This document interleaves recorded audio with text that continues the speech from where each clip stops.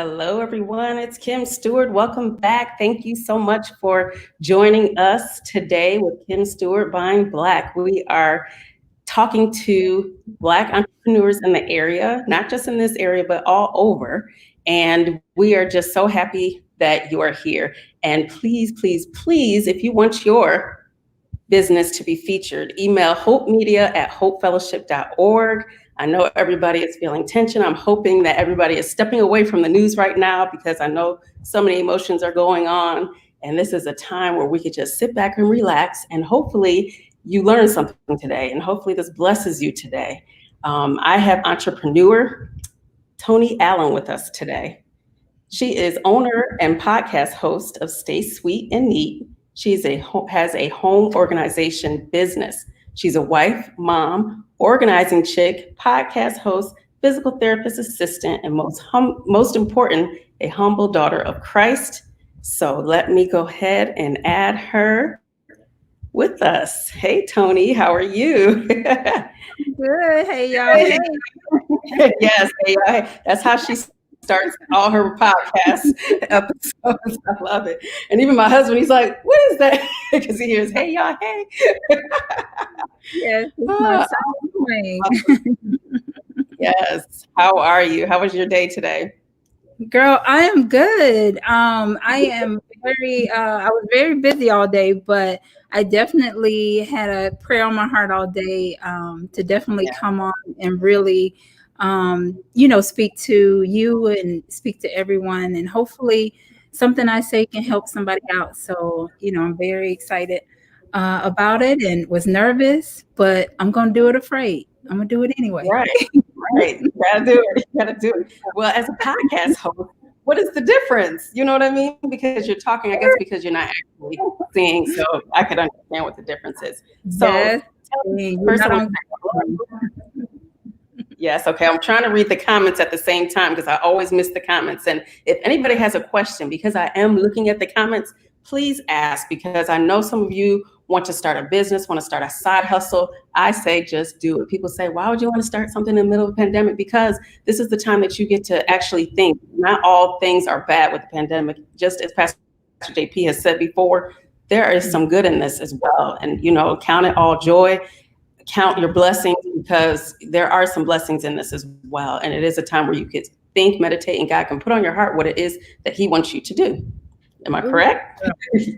Yes. You are definitely preaching my story, actually, because I just started my business in January of this year.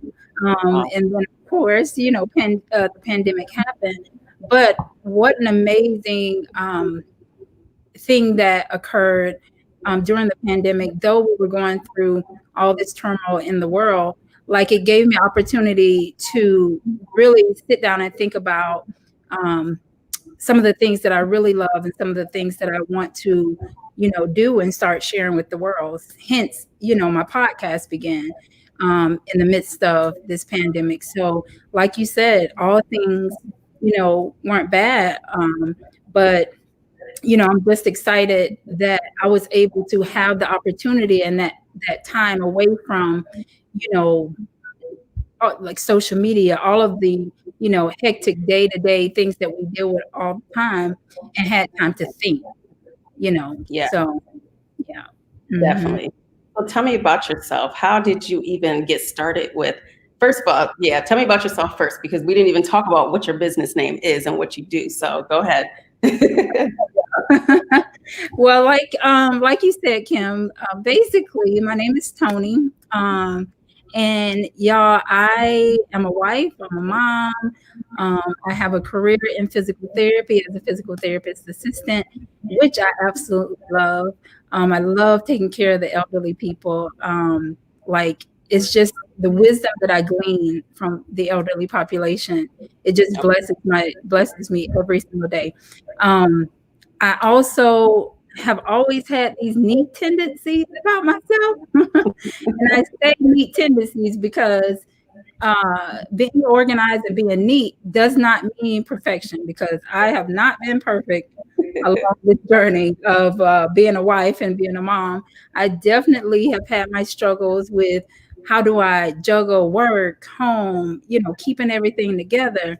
But at heart, I had those neat tendencies. So what my business basically came about is it's a journey of me discovering like routines and how things function and how to organize things and how to get things in order, because it definitely gave me my joy back. Like, as when you're working and you got so much to do, you're like, oh my gosh, I got to run the kids to this practice. I got to, I don't get off of work to this time. We got this doctor's appointment. And, but I still got this load of laundry to do. Like, oh my gosh, how do I keep up with it all? Right. And we really can. Every day ain't going to be perfect. But if we start implementing little systems along the way, start with the sock drawer. It don't have to be nothing crazy big. Start just organizing your socks and go from there. Every time you go to that sock drawer and you see that it's organized, you're going to be like, you're going to feel good. It's going to give you joy. So, yeah. So that's how, what I'm about. I'm about organization and, just trying to get systems in place to make your life easy. How did you get all this knowledge to know to do this and to, stay strategic with it? How did you even learn? Did you have somebody teach you, or did you have mentors, or? Girl, no, I just always been a bit of a neat freak. Like, honestly, in my head, I always been a neat freak. So I, remember way back, even when I was like in elementary school, just simply like organizing my notes. I mean, everything had to just be in order, and so I always had that infatuation with keeping things orderly. And I did a pretty good job of that through school. I mean, I still got binders from, high school and even my college days where they are in need. Like, I can hand it to a student and they can go to town because I was like real meticulous about it. So I've always just had, that knack about me. But did I always implement it? No, I didn't. I always so.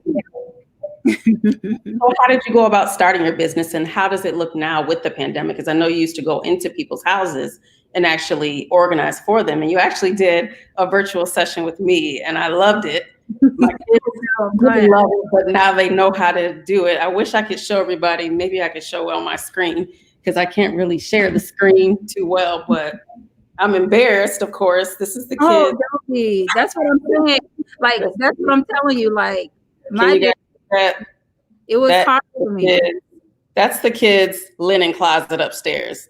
Mm-hmm. That's the kids' linen closet. And by the time we were done with our virtual session, that was only an hour, by the way. Right, which was only an hour, and the kids figured it out. This is what it looked like after. Isn't that nice? Wait, can you guys see it? All right, there we go. Look at that. So good. I know, it was nice, and it was actually fun. We were rolling up, like rolling towels. It felt like we were at the spa, and so it gives every time I'm sure you go to that closet, you're like, oh my gosh, I feel so good about it. Yes. Like just the little things, and it's not. The one thing about this pandemic, it helped. I think a lot of us realize that for one, life is too short. But for two, let's enjoy the little things. Let's enjoy the things around us that, we have in our homes. Let's take pride in our homes. Let's take pride in the things that we have and enjoy them. Because before, of course, we're rushing through life and never take the time to stop and, as they say, smell the roses. So right. It definitely, does something to you when you have a space where you're like, okay, I know that space is nice and neat, and then it drives you to do a little bit more. Yeah, right. But I had a blast with your virtual organizing session. Yeah, that was fun. And it looks nice now because it was an embarrassment. It was like, okay, nobody sees this. So, and it's the kids. They're the only ones that use it. But I'm like, this is a hot mess. We got to do something. And I never would have thought to buy those little bins. So that was nice use that for that. So that's good. Mm-hmm. So what can you share with us that is your best technique for time? Like, how do you save yourself time? I listen to your podcast, so I know that you always say plan ahead, plan for the night before with the kids, do their lunches beforehand, make sure their bags are in their spot, make sure they're, what else did you say for homeschooling kids? My kids are in brick and mortar, but make sure their pencils are ready to go, sharpened, computers are charged up and all that stuff. And their iPads, and computers, because those are usually the things that get forgotten. They're doing their homework late, and then they may leave it, on the table or on their desk, and the next morning you're like, oh, my iPad's dead, but you got to go now use it all day at school. That's one of the main things. But I tell you, it's funny because my grandfather, which was my main inspiration behind the name of my business, Stay Sweet. My grandfather, the late Superintendent Jimmy L. Lewis, he definitely always inspired me. He always believed that I could do things that I didn't even believe I could do. But he always would tell me, you stay sweet. No matter what somebody does to you, don't let anybody take your joy. You keep that sweetness about yourself. And so that's where the stay sweet part of it came from. And the neat part of it all is because of I always just had the neat tendency. Right. But it's funny when you talk about the time, because the one thing that drove my grandfather crazy was I function off a broken clock, for one. I function off a broken clock. So time management is rough for me, but that's why I had to start doing things like packing lunches beforehand. My work uniforms is all washed and hung up and ready to go. You just grab and go. My son's school clothes is grab and go. Because I had poor time management, so I had to come up with ways to help me with my my weakness, if you will, because we all have our weaknesses, but we can find ways to go around them. So, instead of me running 30 minutes late, maybe now I'm only about 5-10 minutes late. I'm always late. Anybody that knows me.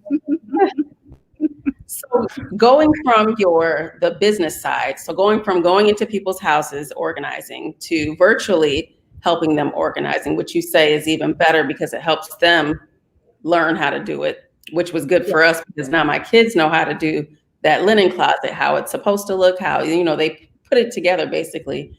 And your podcasting, how did you get into podcasting?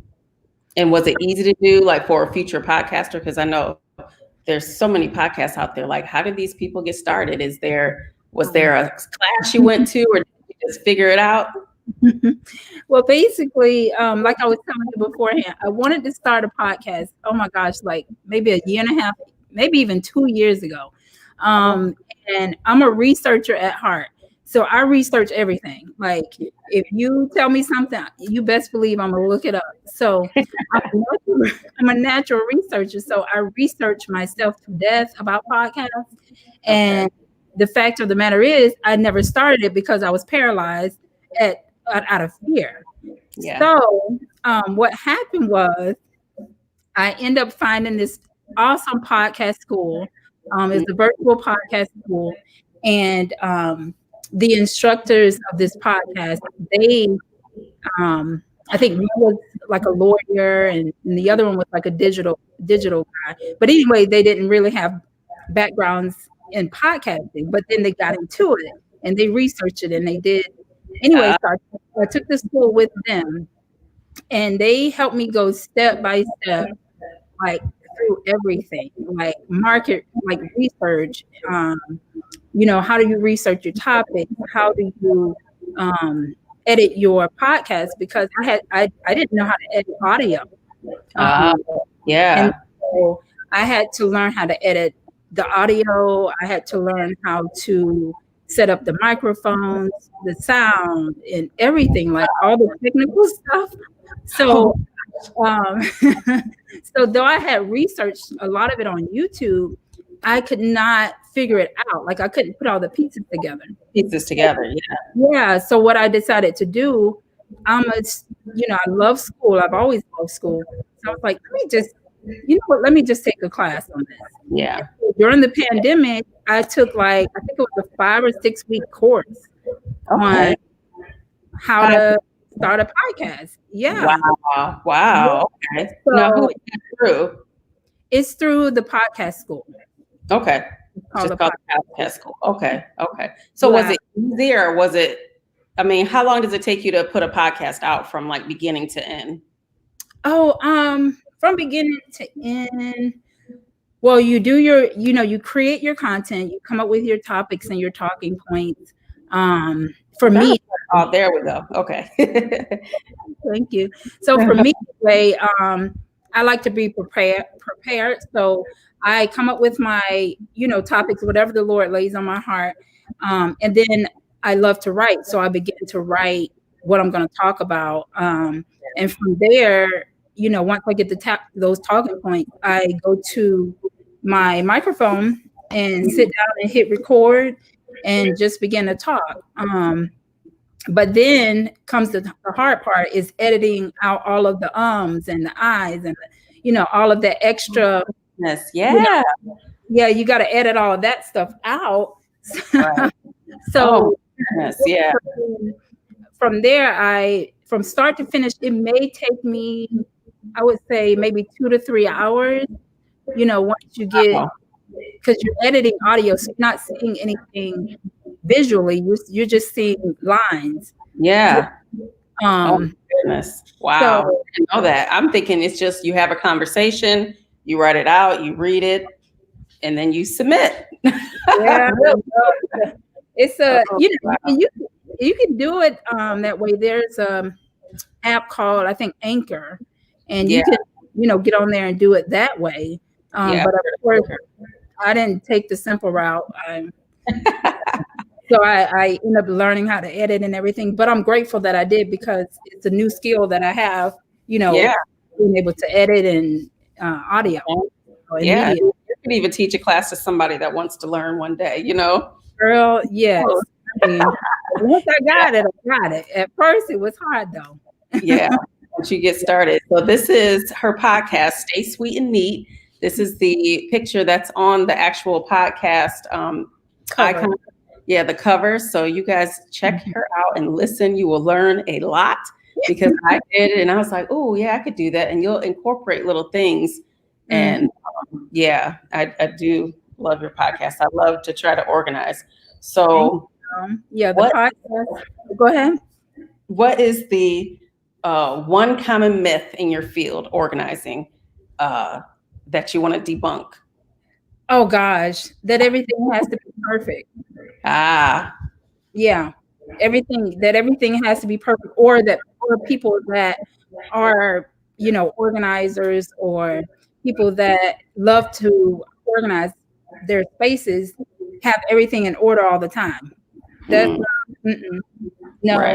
no. Sometimes I have a basket of laundry where I'm like, oh God, I got to get to that. But the fact of the matter is, since I set up systems for it, now those towels, say for instance, if we refer to your closet, now those towels that normally would probably sit in a basket for a week, you now have a system in place to where, okay, all right, let me take 10, 15 minutes to fold these because I know where they're going to go. It's quicker because you have a system now, So we, it's no perfection. Some days my house is a mess and I have to get it together. But since I have with those systems, I'm able to do it much easier. It's not as overwhelming because I know everything has a home now, for it to go.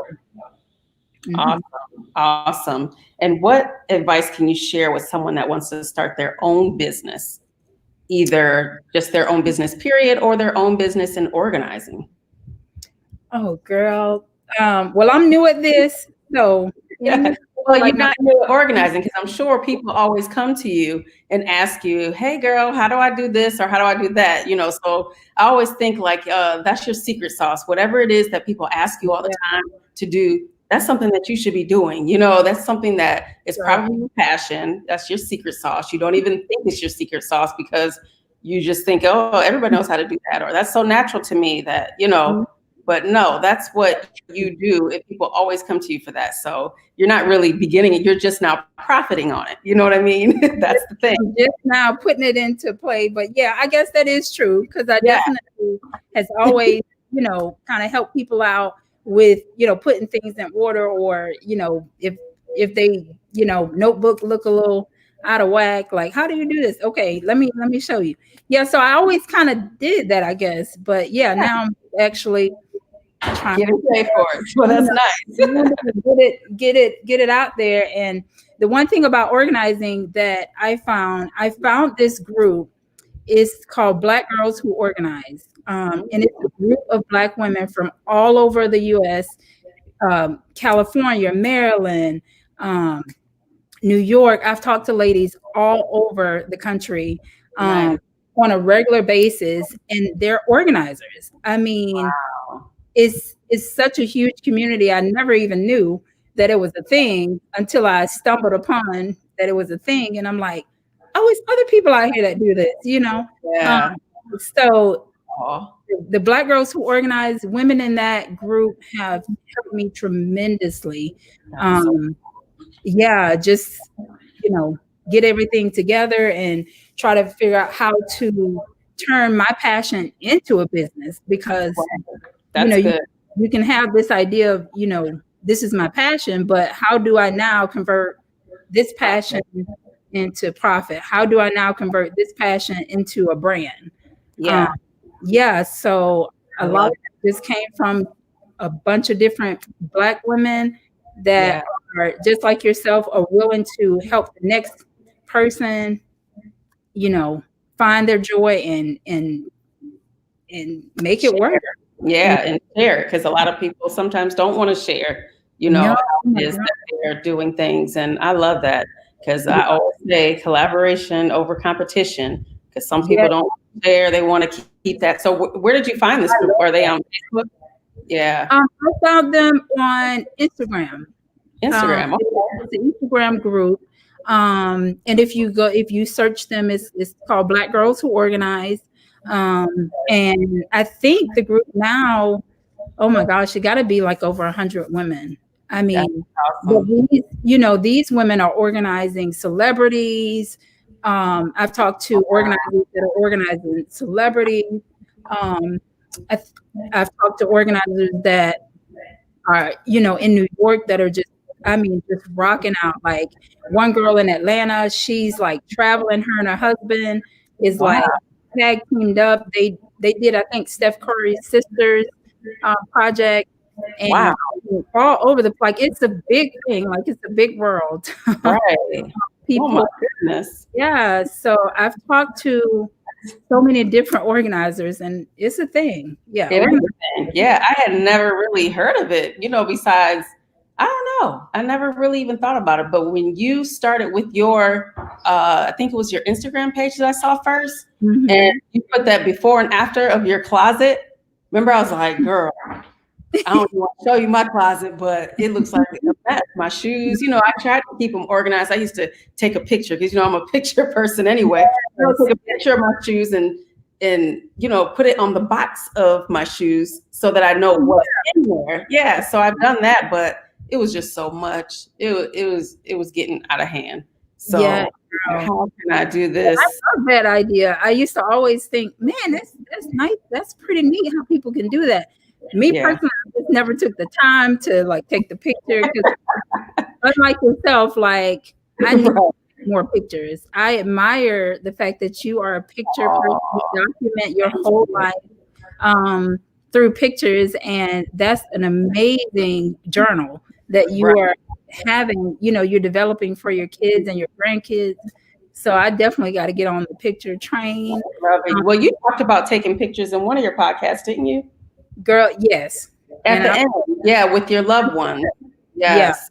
Yeah. And I do take heed to that, taking pictures of your loved ones, especially in a time like this, and especially when, we're not getting younger, just to have that, so definitely. And, it's the one thing that I find with a lot of my elderly patients, speaking of from my actual career, whenever I work with the elderly for physical therapy. A lot of them, when their memory is gone, um, the pictures remain. Right. And even though they may not know the exact name of the person in the picture, they know that picture has a connection to them, if that Right. makes sense. Oh, So yeah. what you're doing is amazing. Yeah. Yeah, definitely. So Yeah. My kids don't think so. Trust me. My kids don't think so, but I tell them when I show them their pictures of them when they were little or video of them loving on each other, singing and dancing, they look at it like, oh my goodness, that's us. And so yeah, yeah, that's they don't amazing. appreciate it yet. And that's, hopefully the podcast to me is my vocal journal, is what I like to call it. Because I Yeah. love journaling and, but I'm shy to be in front of a camera.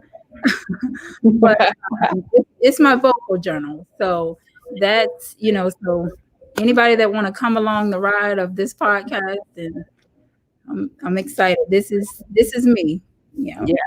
Yes, I love it. So is there anything else that you want to share that I might have missed? Oh, you know what?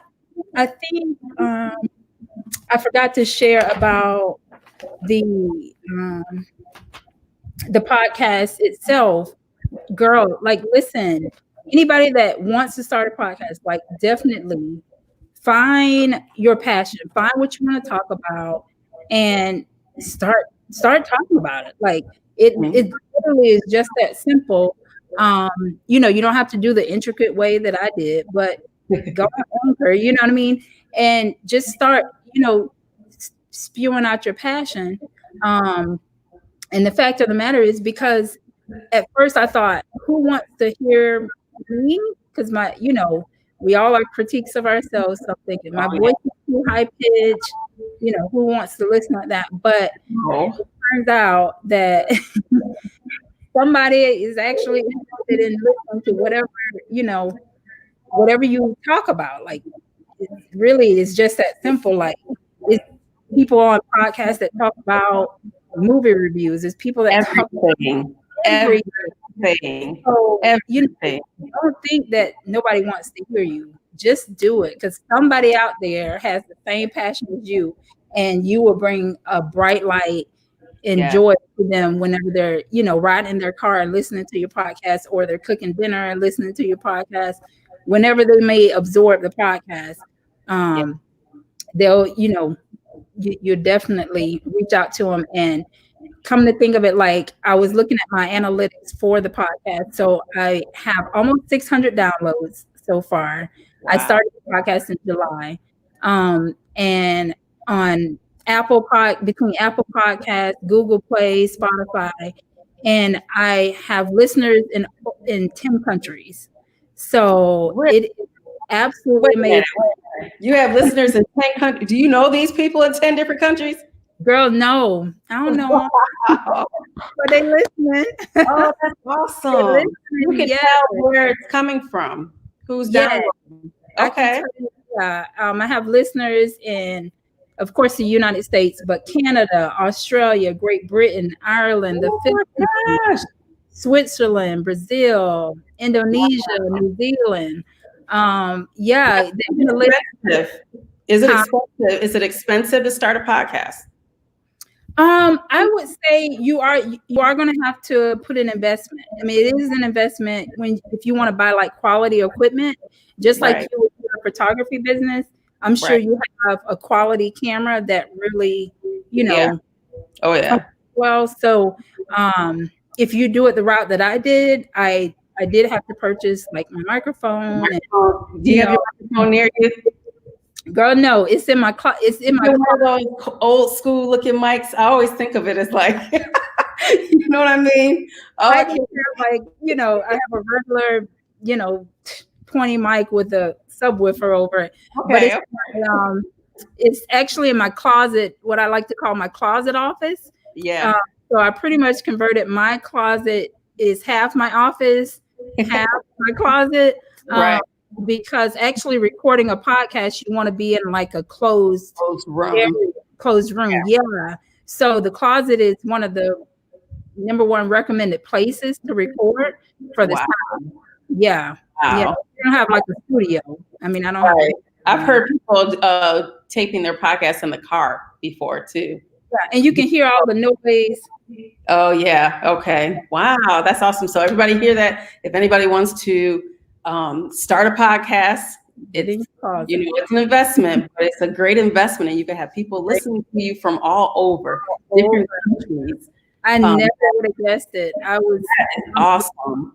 A girl. I am grateful to God because, in each podcast, I definitely try to make sure I share my faith and my love of Jesus Christ, because that's what it's all about. It's about reaching people, and it's not about us. It's about sharing the love of Jesus Christ. So hopefully, in one of a podcast episode, somebody they hear Jesus Christ's name and find them as their Lord and Savior as well. So awesome. So you're doing the work of Jesus, and you're helping us stay sweet and neat in our own homes and our families, and passing it down. So you are definitely a blessing to all of us. Thank you so much. How can people connect with you if they want to get in touch with you? Oh, girl, you can connect with me on all social media platforms under Stay Sweet and Neat. Okay. And then if you want to email me, staysweetandneat@gmail.com. Awesome. As well as if you want to listen at the podcast, and I hope you do. Yeah, make sure you subscribe as well, because that helps. Yeah, make sure you subscribe and leave a comment. Yes. Subscribe, leave a comment, and rating. Right? Yes. Rating. Yeah, give her a 5-star review and subscribe. Yes. I'm glad you brought that up, because it makes a difference. For Apple Podcasts, it's all about the ratings, and the more downloads you get, the more subscriptions.